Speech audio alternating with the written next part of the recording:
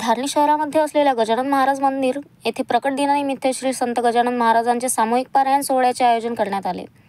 सन्निपात म्हणावला अत्यंत गाव बाहेर पडले की तापासे होते प्रथमता थंडी वाजते अंगज्वराने तप्त होते डोळे होती लाल बहु आणि कोठे तरी सांध्यावरी ग्रंथी उठे सत्वर ती होता करी जोर वाट तिच्या मागुणी मग रोगी बरळते मोठ्या प्रमाणे ही साथ इकडे आली गाव गाव पसरली त्याच्या प्रतिकारा सोडून दिली लोकांनी ती गरजारे त्या दुर्धर साथीची स्वरी आणि पामुंगावरी तो पुणेलगाची आलीवरी शेगावास निघाला रस त्याला घरीच आली परीती त्याने चोरली शेगावाची वाट धरली आपुल्या पित्या समवेत येता 5 कोसावर शरीरासी भरला ज्वर एक पावल भूमीवर तयाच्या टाकवेना काठ उठली बगलेत हैराण झाला रस्त्यात ऐसे पाऊन पुसेतात कार्य पुंडलिका ऐसे करशी पुंडलिक म्हणे बापाना.